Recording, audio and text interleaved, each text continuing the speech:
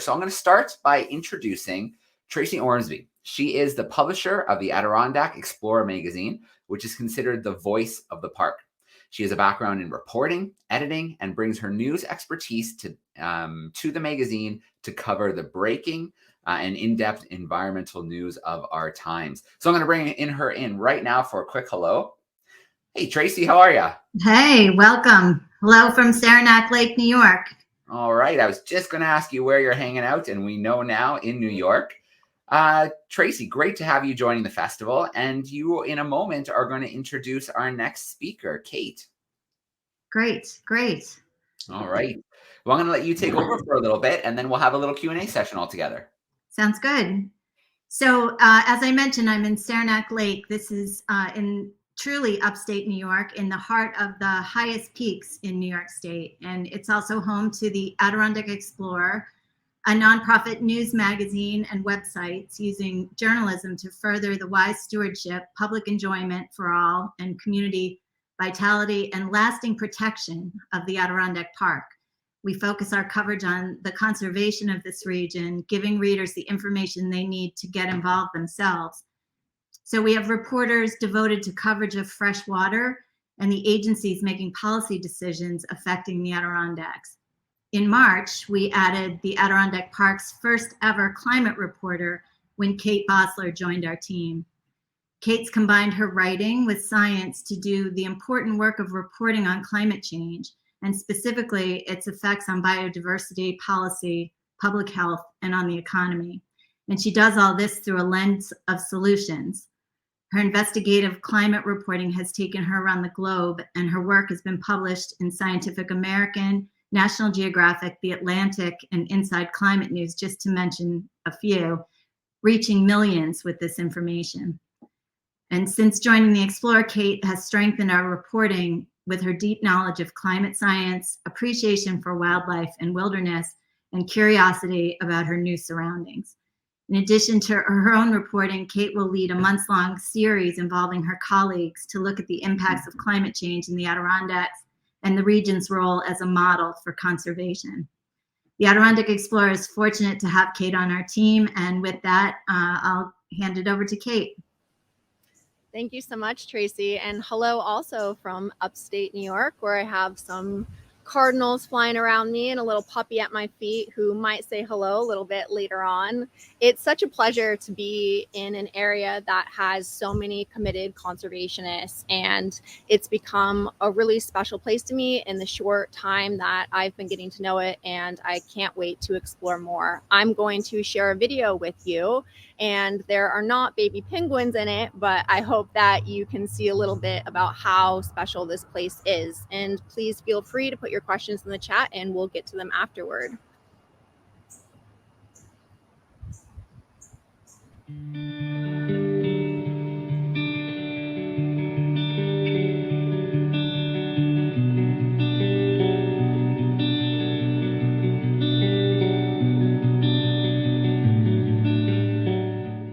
North of one of the world's busiest cities is a vast and vital wilderness. 6 million acres comprise the Adirondack State Park.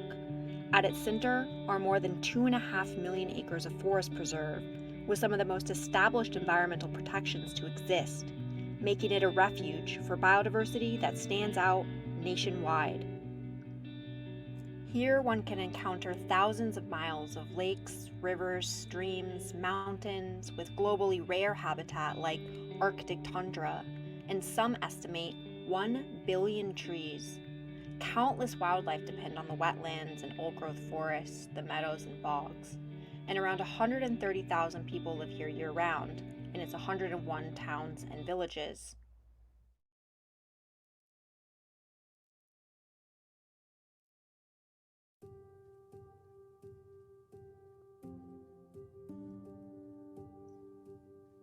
For 12,000 years, humans have benefited from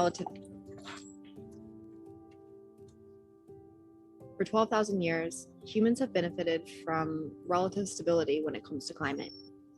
This allowed for the development of agriculture and the rise of human civilization. But as civilizations have laid way to resources, turning nature into products, the temperatures are also on the rise. This period of time is known as the Holocene. Today, the planet is warming 20 times faster than any previous natural climate change. This epoch is known as the Anthropocene, an age where the Earth exists solely for humans. The late E.O. Wilson, whom Time magazine named one of the leading environmentalists of our time, preferred to call this the Age of Loneliness. Look at any temperature graph from the last century and you'll see a sharp incline. Because of this, scientists are warning of crises to come. The Northeast in the United States is warming the fastest.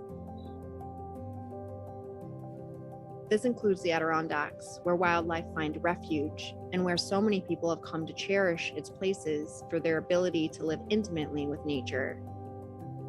Each one of those habitats, each one of those human communities living within the park are bound to face their own unique challenges. Given the burly winters that come to the towns and to the high peaks, many places have cultures that are based on wintering, not only personal habits and hobbies, but also economies. Less snow means less dependable income for many in already economically stressed areas. And warmer winters are already posing documented threats to wildlife. More precipitation means more intense storms. When the climate swings to drought, what will that mean? Will lakes shrink and shrivel as they did in the past during warmer periods, as Dr. Kurt Steger has researched in his brilliant work to reconstruct the past and predict something of the future?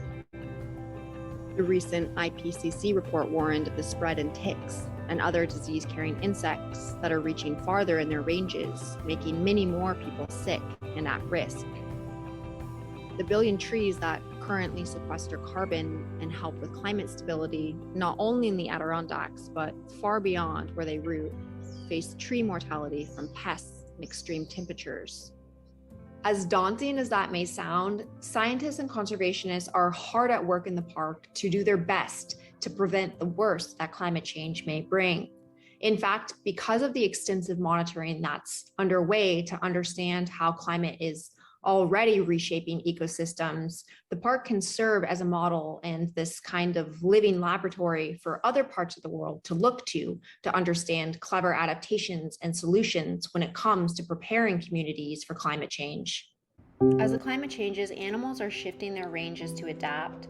This map made by the Nature Conservancy shows where mammals, birds, and amphibians are moving in response. Circled in the red is what they call the Appalachian landscape, a superhighway for nature, with the Adirondacks as a key part. Future plans for the conservation organization include reconnecting some of these wildlife corridors, including within the Adirondack Park. The park has some of the strictest environmental protections in the world, and this all has to do with the Forever Wild Clause, which is written into the state constitution. In 1894, when it was passed, this was a time in the 19th century where the timber industry was ravaging many areas, and a collection of individuals had the foresight to protect the forest, let it recover, and protect the water bodies, not only for their own inherent worth and biodiversity, which this type of relationship to the land and understanding that wildlife deserves to exist for its own sake is still very much part of the attitude of the Adirondacks, but also for economic reasons, because these water bodies are serving fresh water to so many of the surrounding areas. And so for over a century, all of these different people and groups and individuals have recognized the value of this beautiful place and have worked hard to ensure that it stays protected. Later on in 1971, the state established the Adirondack Park Agency. Essentially, their role is to ensure that the privately held half of the park develops only within certain parameters, preserving that mission that humans live in balance with nature. For the magazine, I wrote about an iconic species to the Adirondacks, the loon, and I wrote, "To some, a loon call is an ethereal sound like a lurking spirit, or it harks back to childhood memories. Or perhaps it is a symbol for the wilderness as a whole, evoking reverence and mystery. But these aquatic birds, so tied to the Adirondacks, face increasing threats like unprecedented winter conditions and sudden storm floods, which can disturb their migration and nests. I'm going to tell you about how conservationists are meeting these challenges and some of the unique adaptations that they're using to help the loons. But first, I'm going to let you listen to them yourself. On many an occasion, I've been camping in the Adirondacks, and one of my favorite periods is right at dusk when the lake becomes absolutely glass-like. The sun is setting, but you can still see the trees, all these conical spires, beautiful reflection on the water with the last few bits of sunlight, and then you hear the wail of a loon.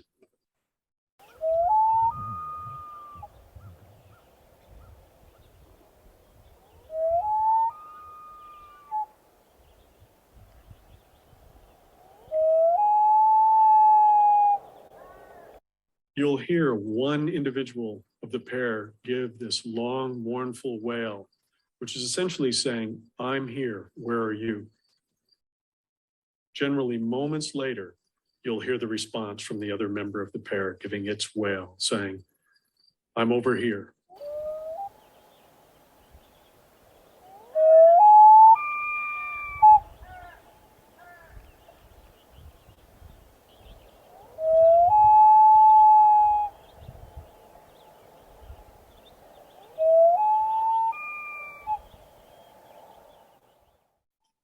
Loons are active at night. You can be out in a beautiful Adirondack lake after dark or a northern Minnesota lake. And this is one of the characteristic, evocative sounds you're going to hear from that area.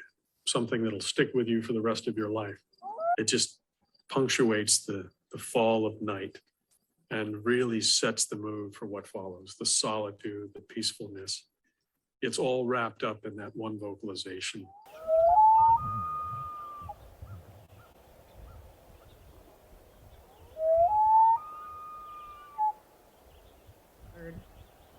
So you can imagine the distress that people were feeling when they would discover that loons were in trouble. And this all has to do with climate. Loons use the lake in the Adirondacks before they migrate south for their winter ranges to places like Florida. Typically, when they arrive there, they molt their flight feathers and are without them for upwards of a month. This is happening when they're still in the northern part of their ranges within the Adirondacks because they're missing their seasonal cues to take off. This is because temperatures are becoming more temperate as winters warm. Then they get stuck there and cold snaps come and ice them in. Places like the Loon Conservation Center, based in the Saranac Lake region of the Adirondacks, have equipped themselves to deal with these ice-ins. But these are arduous rescues and can be challenging to the individuals who partake in them. It requires funding and technical equipment to get out there. And these ice-ins are only going to become more common, scientists predict. Another challenge that loons face is that they nest along the edges of water. And as more precipitation fills into the sky, storms are more intense. Those can roll through and flood their nests. The Loon Conservation Center has come up with a solution for this too. They are deploying these rafts where the loons can use them for their nests. So when that more violent, erratic weather does roll through, their nests are able to ebb and flow with it instead of becoming drowned and losing their precious eggs. According to ice records, some maintained by scientists Brendan Wiltsey and Kurt Steger of Paul Smith College, lakes are freezing less frequently than in the past. This is a pattern that we are seeing in lakes across the Northern Hemisphere, Wiltsey told me. The Lake Champlain Basin program predicts that if this trend continues, the lake will only freeze over once per decade by 2050. This is representative of changes that are happening throughout the Northern Hemisphere. And that's why it's imperative for scientists and agencies responsible with managing these habitats to become more collaborative. To that avail, the Watershed Institute at Paul Smith College recently underwent a certification process that allows their data to be used by the Department of Conservation. That way, state agents can look at it and readily be approved to integrate it into the ways that they're caring for these habitats. Of course, it's important to work with these ecosystems in a tangible way, but climate is affected by one primary thing, and that's emissions. And that comes from how power works in our state, in our country, in our world. Currently, our state is finishing the final touches on what they call the draft scoping plan. This plan sets ambitious goals with benchmarks in 2030 and 2040 to source carbon-free electricity for the state. This is something that will affect everywhere in the state, including in the Adirondacks. A big part of New York's plan for sourcing this carbon-free electricity is ramping up renewables. Already parts of the park that were historically used for agriculture are being converted for solar. And this comes with its own sets of concerns. This is something I've written about recently as the public has responded to this plan, citing concerns like loss of biodiversity and habitat, noise pollution for things like wind turbines. These solutions are complex. Something that I've also been paying attention to is the way that climate change news is affecting youth. Youth everywhere are reporting high levels of anxiety and distress and a sense of hopelessness. And research has shown that when youth can engage in practical solutions and see themselves as part of a whole taking action, that this can act as an antidote to that anxiety. This summer, I'll be at the Wild Center in July when they are holding a workshop for educators, not only locally, but worldwide, to come together to best understand how to be teaching our youth about climate change. Climate will shape our lives in ways that we currently might not even be able to foresee. And these stories are going to touch everyone and everywhere. That's why I'm excited to have this unique responsibility as the climate reporter for the Adirondack region, to follow those stories, to understand how people's lives are already impacted for it, what they're braced for, what they're thinking, what they're feeling, and how all of the dedicated groups across the region are planning to respond to the coming changes. What can this place that has this mission from its inception to care for people alongside nature, not to see them as separate from, teach other places in the United States and even the world about facing these challenges head on? I recently had a conversation with a scientist sitting on a pond in the Adirondacks who spoke about dealing with climate denial in his career. And he said there is this emerging attitude that we are doomed and things are hopeless. And he said, you know what, that's not quite right either.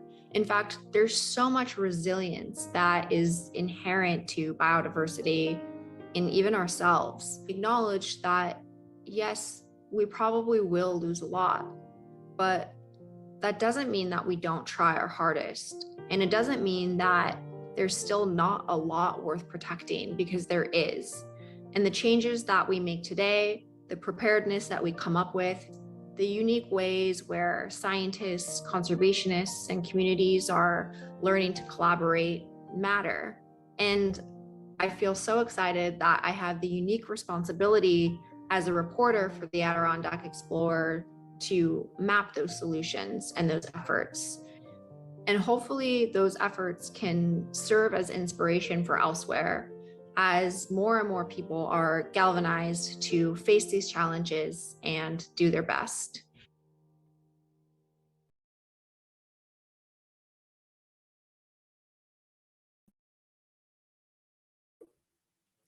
All right, so let's bring everybody back in here. Cayte, thank you so much for pulling together that incredible piece and weaving all those stories together to tell a story about the Adirondacks. And, you know, I was struck right away. I've heard the name, you know, here in Canada. I'm not too far away, just outside of Toronto, but I had no idea of the size. 6 million acres and 1 billion trees. That's a significant area. Yeah, I've also been struck by sort of this mysteriousness that surrounds it in terms of other people. It's like you said, they're like, oh, the Adirondacks, you know, kayaking, canoeing, moose. They have some sort of reference to it. But in terms of its actual bounty of wildlife and land and everything that's there, it really is sort of unsung in these more national and international narratives. And that's part of why I'm so excited to be bringing it to people. All right. Well, Tracy, I guess that's a big part of your job is how to bring the stories of the Adirondacks to people. So how did you find yourself in this position? Oh, Tracy, can you grab the mic? I've been visiting this region my whole life. And so when this opportunity came along, it seemed like a perfect marriage of my love for the Adirondacks and my journalism. So very excited about the work that we're doing. We've really increased our staff over the last 5 years, brought on someone to cover water, someone to cover policy, which is in Albany, which is where the decisions are made about the park. So we're, and as I mentioned, very excited to now have a climate reporter. And so I feel like we're covering all the bases and giving people the information they need to get involved. All I'll right. add to that it's so unique in that readers are really engaged. I feel like so much of the time as communicators, we spend all of this energy researching and we put it out, and then it's kind of, you know, the proverbial crickets. But to then have people reading these stories on this magazine and writing you and giving you more information and having it inform the choices they're making, the ways that they're voting, the sort of citizen science efforts, of which there are many that they can get involved with, is a really cool part of it. Yeah. Cayte, I mean, as the climate reporter, there are so many stories to tell. How do you choose what story to tell next? What's your process? Yeah, I mean, climate, like I said, it touches everything. And so we're looking now at doing this sort of possibly year longer series and breaking it down by, and the sort of the initial thinking around it is to break it down by resources, right? So you have air, you have forests, you have water, and from each of those things, I mean, you could collect so many stories that fall under them. But to me, what is exciting is the challenge of humanizing these stories and bringing people in to be excited or compelled by them in this burnout environment, where I think that climate has been described, the problems of it sort of ad nauseum, and you know, people, they tune off because it's too much and hit this fatigue. So you can tell a climate story without even mentioning climate, right? Like maybe a sports team isn't able to practice as much because their lake hasn't frozen over, or, you know, whatever it might be. And then suddenly someone's learning something about a change in season or the differences in their environment. Yeah. So here's a question, you know, both of you could comment on, and it's, how do you find that balance? Because we want people to know what's happening and that it is serious, but we also don't want to go too far where people either ignore it or think there's nothing we can do about it. How can we find that balance in storytelling? Yeah, I'm really excited by this new trend in journalism. It's called the Solutions Journalism Lens. And there's an organization that does this called the Solutions Journalism Network. And they give tools to communicators to do exactly that. And when you're pointing to something that is a constructive effort, like the Loon Rescue Center that I mentioned, that's not simplifying the narrative at all. You're still admitting that there's a lot of complexities to these things and including that nuance, while also saying, hey, here's something doing about it this way. Maybe that will work where you are. Yeah. Okay, I want to get a little more specifically into the Adirondacks because there's a few questions coming in. So the first one is, how much of the park has retained old growth forest? Yeah, that's from Victoria Strange. Thank you so much, Miss Strange. I saw that she put that in the chat, and funny enough, I published an essay not too long ago exactly on this topic, and so I'm going to read a short little bit that just sums it up. It says that here is the state of the forests across the earth now. Roughly half of the world's original forests have been cut, much of them in the last 3 decades. Some estimates put that number closer to 3/4. Much of what remains intact resides in 3 nations, Russia, Canada, and Brazil. And in North America, a mere 5% of the original forest remains. And so of that 5%, about 1% of that is on the East Coast, and much of that old growth is in the Adirondacks. Okay. So you introduced me to Jennifer Denny, and she joined us for the festival, which is great. She talked about her conservation work with loons as well, which is a species we focused a little bit on in this talk. And so a few questions came up right away. And the first one is, those ice-ins and the process to get out there on the ice seems complicated to rescue the loons. But then what happens next? What's the process for getting those loons on their way after you get them out of the ice? Yeah, so Jen's great. She's the communication lead for the center, and a young person. So many people her age that are just doing magnificent work. So it's really resource intensive, like I said, and people are putting their lives at risk when they're doing this too. They have to be suited up properly in case they fall in the water. And they're doing this because they care and they see an animal suffering and they want to help it out. And so once they get it, they actually rehabilitate it, and then they will, they'll let it go. Another piece of this that I didn't mention is not only are they sort of at risk because the ice is sort of, coming towards them and closing the water space that they're able to be on, but eagles will circle overhead and they'll look for, an easy snack. So it's a very high drama situation. And then they'll make sure sort of the conditions are right to let them back out and hopefully be on their way to their southern range. Yeah. I for one, here in Canada, we have a family cottage in the Muskokas, and that sound is just synonymous with summer. That sound over the lakes of the loons calling. And maybe I shouldn't admit this, but growing up, I had a cassette tape of loon calls. Sometimes. Yeah. A lot of people share that, feeling with you. Like I had a meeting at the Paul Smith College the other day. I mentioned some scientists from them. They're on 14,000 acres in the northern Adirondacks. Lucky them. And a loon called and everyone just stopped talking. It was like the most important thing happening. Yeah, absolutely. Tracy, I want to ask you a bit more about the Adirondack Explorer. I'm going to put the link back up here for anybody who's interested, of course, to check it out. There we go. I'm just learning about it now, so I'm going to look into it a little bit deeper. But is it in a print form, digital, a lot of media, multimedia? What's the Adirondack Explorer like? Yep, all of the above. It's been around for 24 years now. Started with the mission of protecting the park and protecting land, and so probably in the last 10 years, we got more serious about digital, and we have actually two websites. One that's a community forum, AdirondackAlmanac.com, and then the Adirondack Explorer, which is our news website. So we also have an app that is basically an app version of the magazine. All right. Well, we have time for one more question to work in here. There's a few more comments here. So, what I think is really interesting about that story that you shared of the loon is that is just one species being impacted by climate change.